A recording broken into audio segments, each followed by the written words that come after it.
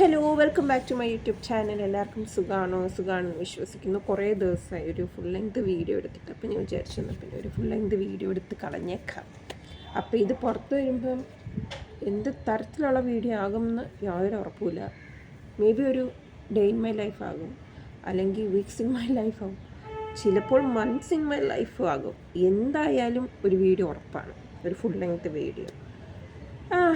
നോക്കാം, പോകെ നമുക്ക് എന്തൊക്കെ ഈ വീഡിയോസിൽ വരും, എനിത്തിങ് സ്പെഷ്യൽ നോക്കാം അല്ലേ. പിന്നെ ഞാനിങ്ങനെ വീർത്ത് കെട്ടിയിരിക്കുന്നത് എന്നാന്ന് വെച്ചാൽ, എനിക്ക് രാവിലെ എണീറ്റ് കഴിഞ്ഞാൽ അരമണിക്കൂർ ഇരുന്ന് തുമ്മണം, അതൊരു ശീലമാണ്. അതുകൊണ്ടാണ് ഞാനിങ്ങനെ നീര് വെച്ച പോലെ ഇരിക്കുന്നതും. പിന്നെ എൻ്റെ ശബ്ദമൊക്കെ ഒരു സെപ്റ്റംബർ 22 ഒരു പനി വന്നതാണ്, എങ്ങനെയൊക്കെയോ ഒരു പനി വന്നു. പിന്നെ അതിന് ശേഷം എൻ്റെ സൗണ്ട് സിസ്റ്റം അപ്പാടെ അടിച്ചു പോയി. അതിന് തോന്നുന്ന സമയത്തായിരിക്കും തുറക്കുക, തോന്നുന്ന സമയത്തായിരിക്കും എൻ്റെ ആക്ച്വൽ വോയിസ് ആയിട്ട് പുറത്ത് വരിക. ഇല്ലെങ്കിൽ ഇങ്ങനത്തെ മറ്റേ തമാശയ്ക്ക് പറയുന്ന പോലെ സാംബശിവൻ്റെ കഥാപ്രസംഗത്തിന് ഉപയോഗിക്കുന്ന പോലത്തെ ശബ്ദമാവും. എനിവേസ് ഇറ്റ്സ് ഓക്കെ, സംസാരിക്കാൻ പറ്റുന്നുണ്ടല്ലോ, അത് തന്നെ വലിയ കാര്യം. ഇനിയിപ്പം എന്താണ് പരിപാടി? കുറച്ച് നേരം പ്രകൃതി രമണിയെ കണ്ടുകൊണ്ടിരിക്കുക. ഇപ്പോഴത്തെ കാലാവസ്ഥ അൺപ്രഡിക്റ്റബിളാണ്. തുലാമാസം 18 തോന്നുന്നു, തുലാം 1 തോന്നുന്നു. പക്ഷെ അതിന് മുന്നേ ഇടയ്ക്കിടയ്ക്ക് ഇടി വന്നിട്ട് ഇൻട്രോ തന്നിട്ട് പോവാറുണ്ട്, തുലാമാസത്തിൻ്റെ ഇൻട്രൊഡക്ഷൻ. ഇനിയിപ്പോൾ നിങ്ങൾ കാണാൻ പോകുന്നത് എൻ്റെ മുഖത്തിന് വേണ്ടിയിട്ടുള്ള കുറച്ച് മിനുക്ക് പണികളാണ്. ഇത് കണ്ടോ, കുത്ത്, കോമ, വള്ളി, പുള്ളി, എല്ലാ സാധനങ്ങളും എല്ലാ ചിഹ്നങ്ങളും ഉള്ള ഒരു മുഖമാണ് എൻ്റേത്. കണ്ടോ, അത്തപ്പൂ ഇട്ടല്ലോ, 1 2 3 4 5 6 7 8. പിന്നെ ഇങ്ങനെ പോവുകയാണെന്നുണ്ടെങ്കിൽ നമുക്ക് കാലിൻ്റെ വിരലും കൂടെ വേണ്ടി വരും എണ്ണി തീർക്കാൻ വേണ്ടി. അത്രയ്ക്ക് കുരുക്കളല്ല, കുരുക്കൾ വന്നു പോയ പാടുകളാണ്. മര്യാദയ്ക്ക് കുരു വന്ന് പോവുകയാണെങ്കിൽ കുഴപ്പമില്ല. ഒരു 8ാം ക്ലാസ് തൊട്ട് എൻ്റെ മുഖത്ത് കുരുക്കൾ വരാൻ തുടങ്ങിയതാണ് കേട്ടോ. അതിൻ്റെ ഫ്രീക്വൻസി കുറച്ച് ഏറ്റക്കുറച്ചിലുകൾ ഉണ്ടാവാറുണ്ട് എന്നതൊഴികെ കുരുക്കളില്ലാത്ത ഒരു ദിവസം എൻ്റെ മുഖത്തുണ്ടായിട്ടില്ല. കണ്ണാടി എപ്പോൾ നോക്കിയാലും ഒന്നെങ്കിൽ കുരു കാണും, അല്ലെങ്കിൽ കുരുവിൻ്റെ പാട് കാണും. അപ്പം ഞാൻ എന്തിനാണ് ഈ മിനുക്ക് പണികൾ ചെയ്യുന്നതെന്ന് ചോദിച്ചു കഴിഞ്ഞാൽ, പ്രത്യേകിച്ച് കാര്യമൊന്നുമില്ല, ഒരു സമാധാനം, ഒരു സന്തോഷം, അത്രയേ ഉള്ളൂ. പിന്നെ ഇനിയിപ്പം കുരു വരാതിരുന്നാൽ അത്ര സന്തോഷം. അതിന് വേണ്ടിയിട്ടൊക്കെ ഞാൻ ഈ ചെയ്യുന്നത് കേട്ടോ. അത്യാവശ്യം വീട്ടിലത്തെ റെമഡികളൊക്കെ ഞാൻ ചെയ്ത് നോക്കാറുണ്ട്. പണ്ടൊന്നും ഞാൻ അങ്ങനെ അധികം ചെയ്യാറില്ലായിരുന്നു. ഒരു ഇടക്കാലത്ത് വെച്ച് ഇതൊക്കെ ചെയ്യാൻ തുടങ്ങി. അപ്പോൾ എനിക്ക് മനസ്സിലായി, നമ്മൾ മുഖ സംരക്ഷണം കുറച്ച് അത്യാവശ്യമാണ്. അല്ലാത്ത പക്ഷം കുരുക്കളുടെ ഫ്രീക്വൻസി കൂടും. ഞാൻ ഇതൊക്കെ ചെയ്യാൻ തുടങ്ങിയതിന് ശേഷം ഫ്രീക്വൻസി ഓഫ് കുരുക്കൾ കുറച്ച് കുറവാണ്, അതാണ് സത്യം. പിന്നെ ഈ മുഖത്തെ പാട് അതൊക്കെ മാറുമെന്ന് ചോദിച്ചാൽ എനിക്കറിയാൻ മേല. പിന്നെ ഞാൻ ഉണ്ണിത്താൻ ഡോക്ടറുടെ കൺസൾട്ടിങ്ങിലാണ്. അപ്പം ഡോക്ടറുടെ പ്രിസ്ക്രിപ്ഷനാണ് കുറേ നാളായിട്ട് ഞാൻ പിന്തുടർന്നുകൊണ്ടിരിക്കുന്നത്. അതുകൊണ്ട് തന്നെ വലിയ പ്രശ്നങ്ങളില്ല.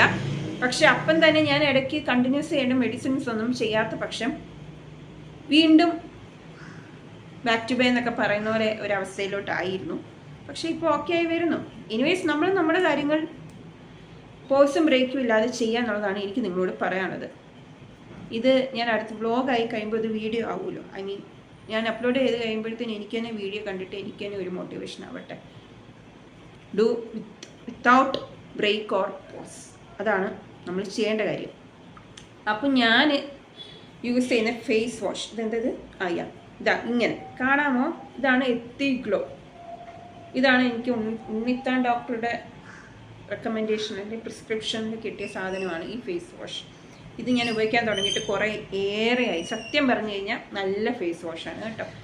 ഇത് ജെല്ലല്ല, ഫോമാണ്. അപ്പം നേരെ അളവിലെടുത്താൽ മതി. എന്നിട്ട് റിൻസ് ചെയ്തിട്ട് നന്നായിട്ട് മുഖത്ത് 1 മിനിറ്റോളം നന്നായിട്ട് പതപ്പിച്ച്,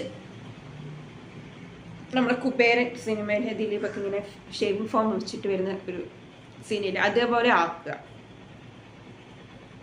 അങ്ങനെ ആക്കിയിട്ട് 1 മിനിറ്റ് കഴിയുമ്പോഴത്തേനും കഴുകി കളഞ്ഞിട്ട് ഞാൻ ഇനി പുരട്ടുന്ന ക്രീം കാണിച്ചു തരാം കേട്ടോ. അതും എനിക്ക് ഉണ്ണിത്താൻ ഡോക്ടർ റെക്കമെൻഡ് ചെയ്തതാണ്. അപ്പോൾ ഇതിൻ്റെ പരിപാടിയും കാര്യങ്ങളും എങ്ങനെയാണെന്ന് ഞാൻ കാണിച്ചു തരാം കേട്ടോ.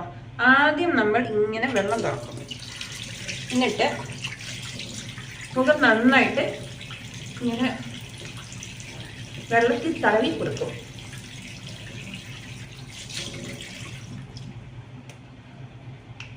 ഇതിപ്പോൾ ഞാൻ ഉപയോഗിച്ചുകൊണ്ടിരിക്കുന്ന സാധനം ഇത് കണ്ടോ, ഇതിൻ്റെ അവസ്ഥ കണ്ടോ. യൂസ് ചെയ്ത പൊട്ടൊക്കെ ഞാൻ ഇവിടെ തൊട്ട് കൊടുക്കും. ഇത് സുന്ദരിയാവാൻ.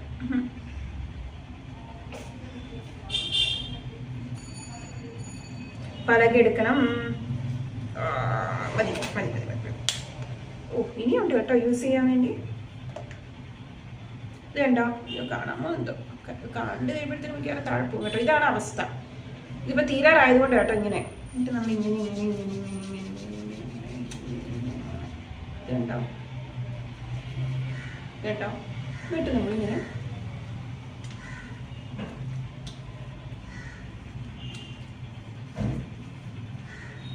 ഇങ്ങനെ തേച്ച് പിടിപ്പിച്ച് നന്നായിട്ട് കൊടുക്കുക. 1 മിനിറ്റോളം നമുക്ക് ഈ പരിപാടി തന്നെ ചെയ്യാം.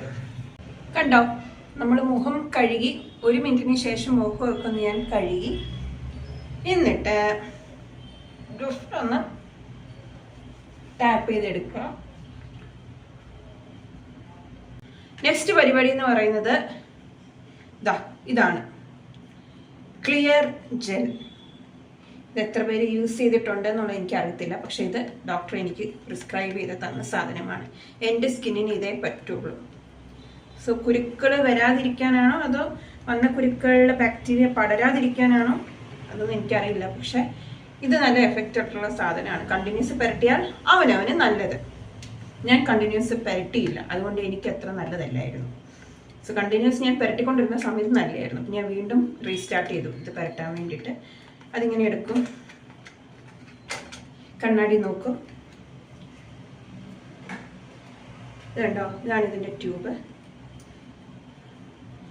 ട്യൂബ് കാണുമ്പോൾ ഒരുപാട് ഉണ്ടതായിട്ട് തോന്നും, പക്ഷെ ഇതുണ്ടോ, ഇങ്ങനെ കാണിക്കും.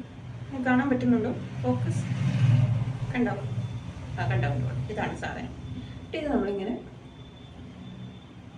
ഇങ്ങനെ തൂത്ത് കൊടുക്കും.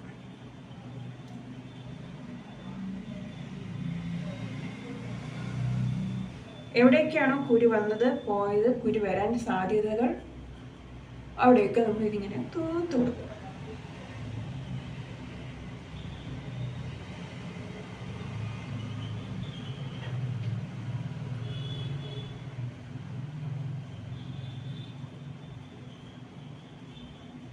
ഇത്രയേ ഉള്ളൂ.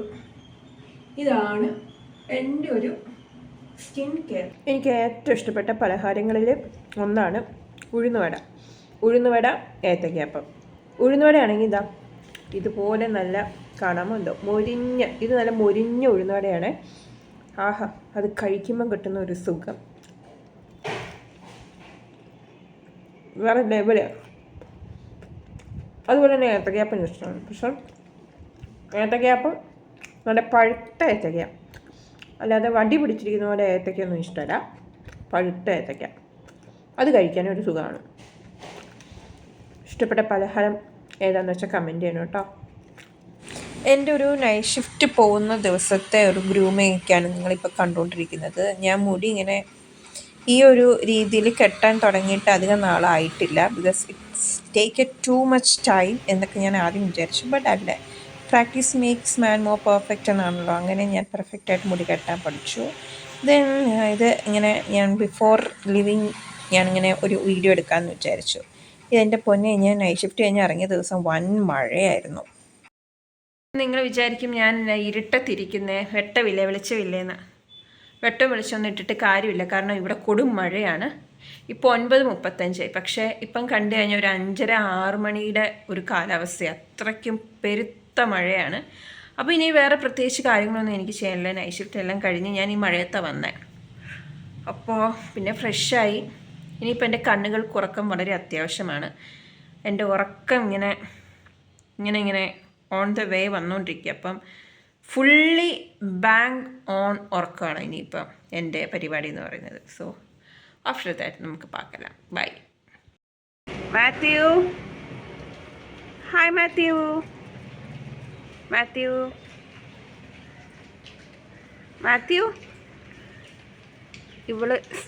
ഇവളാണോ ഇവനാണോ എന്തായാലും ഞാൻ മാത്യു എന്നാണ് പേരിട്ടിരിക്കുന്നത്.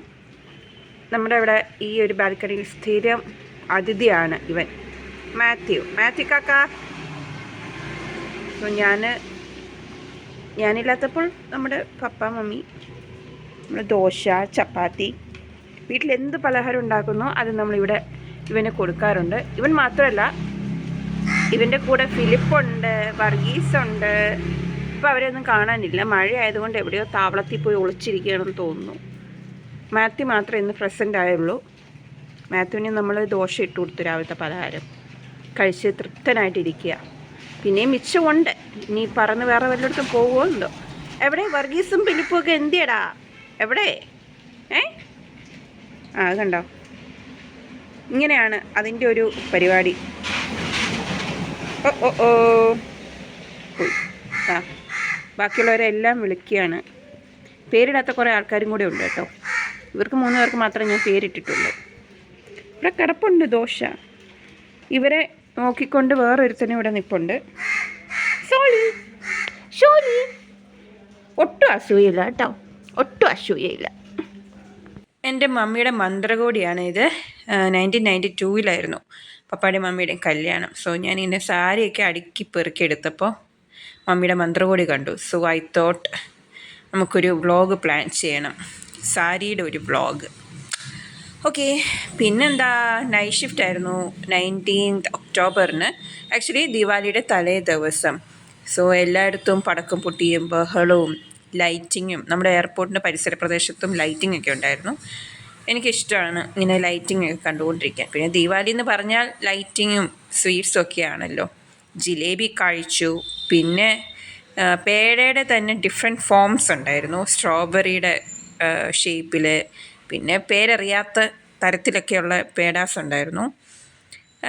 എന്തായാലും മധുരത്തിൻ്റെ പുറത്ത് കുത്തി മറിഞ്ഞ് നടക്കുകയായിരുന്നു കുറേ ദിവസങ്ങൾ. പിന്നെ ബിരിയാണി ആയിരുന്നു ആക്ച്വലി ദിവാലി. ഒക്ടോബർ 20 ഡിന്നർ എന്ന് പറയുന്നത് ദിവാലി സ്പെഷ്യൽ ബിരിയാണി ആയിരുന്നു, ചിക്കൻ ബിരിയാണി. പിന്നെ ബിരിയാണി കഴിച്ചാൽ കൂടെ സുലൈമാനി കുടിക്കണം, അത് നിർബന്ധമാണ്. ഇല്ലാന്നുണ്ടെങ്കിൽ ആ ഒരു ബിരിയാണി കഴിച്ചതിൻ്റെ എഫക്റ്റ് കിട്ടത്തില്ല. പിന്നെ ഈ ഒരു വിഷ്വൽ എന്ന് പറയുന്നത് ഞാൻ എപ്പോഴോ എടുത്തൊരു വിഷ്വലാണ്. ബിക്കോസ് നല്ല നമ്മുടെ എയർപോർട്ടിൻ്റെ അറൈവൽ സൈഡാണ്, അവിടെ നല്ല അന്തരീക്ഷം, ഒരു കോസി ടെമ്പറേച്ചർ ആയതുകൊണ്ട് ഞാനൊരു വ്ളോഗ് ഇങ്ങനെ വ്ളോഗല്ല, ഒരു വീഡിയോ ഇങ്ങനെ എടുക്കാൻ തീരുമാനിച്ചു. കുറേ ദിവസമായി വെയിൽ കണ്ടിട്ട്, അപ്പം ഞാൻ വിചാരിച്ചു വെയിൽ കായാന്ന്. ഈ രാവിലെ എണീറ്റ് കഴിഞ്ഞാൽ ഇങ്ങനെ അലർജിയുടെ പ്രശ്നമുണ്ട്. അപ്പോൾ കണ്ണൊക്കെ ചൊറി, ചില സമയത്ത് തുമ്മും, ചില സമയത്തെന്നല്ല തുമ്മും. ഇന്ന് എന്തുകൊണ്ടോ തുമ്മിയില്ല, പകരം കണ്ണ് ചൊറിഞ്ഞുകൊണ്ടിരിക്കുക. അതുകൊണ്ടാണ് മുഖം ഇടിമിച്ചിരിക്കുന്നത്. പിന്നെന്താ, എല്ലാവരും ദീപാവലി ആഘോഷിച്ചോ? ദീപാവലി ഇവിടെ നിങ്ങൾ ഈ കാണുന്ന പോലെ ഫുഡും സ്വീറ്റ്സും ഒക്കെ ആയിരുന്നു ഇവിടുത്തെ ദീപാവലി ആഘോഷം. പടക്കമൊക്കെ എല്ലാവരും പൊട്ടിക്കുന്നുണ്ടായിരുന്നു, അത് കേട്ട് ആസ്വദിച്ചു. പിന്നെ നമ്മുടെ വീട്ടിൽ പടക്കമൊന്നും വാങ്ങിക്കത്തില്ല. കൊച്ചിനെ എങ്ങാണ്ട് വാങ്ങിച്ചാൽ പിന്നെ ഈ പടക്കം പൊട്ടിക്കുന്നതിനോട് എനിക്കത്ര താല്പര്യമില്ല. പൈസ കത്തിക്കുന്നത് പോലെയാണ് എന്നെ സംബന്ധിച്ചിടത്തോളം പടക്കം പൊട്ടിക്കുക എന്നുള്ളത്. അത് ഇഷ്ടപ്പെടുന്നവരുണ്ട്, എനിക്കൊന്നും അതിനോട് അത്ര വലിയ താല്പര്യമില്ല. എനിക്ക് മാത്രമല്ല, വീട്ടിൽ ആർക്കും അതിനോട് താല്പര്യമില്ല. പ്രത്യേകിച്ച് ഇപ്പോൾ സോളും കൂടെ ഉള്ള കാരണം അവൾക്ക് പേടിയാണ്. എവിടെയെവിടെയെങ്കിലുമൊക്കെ പടക്കം പൊട്ടിച്ച് കഴിഞ്ഞാൽ ഇവളിങ്ങനെ വിറച്ചിരിക്കും. പിന്നെ ഏതെങ്കിലും ഒരു മൂലയിൽ പോയി ഒതുങ്ങിയിരിക്കും. അത് കാണുമ്പോൾ തന്നെ ഭയങ്കര വിഷമമാണ്. പിന്നെ അവളൊന്ന് എണീറ്റ് വരണമെങ്കിൽ അടുത്ത ദിവസമാവും. അപ്പം അങ്ങനെയൊക്കെയാണ് കാര്യങ്ങൾ. വേറെ എന്താ വിശേഷം? വേറെ വിശേഷമൊന്നുമില്ല. അപ്പം അടുത്ത വ്ളോഗിൽ കാണാം. അതുവരേക്കും ടാറ്റ, ബൈ ബൈ.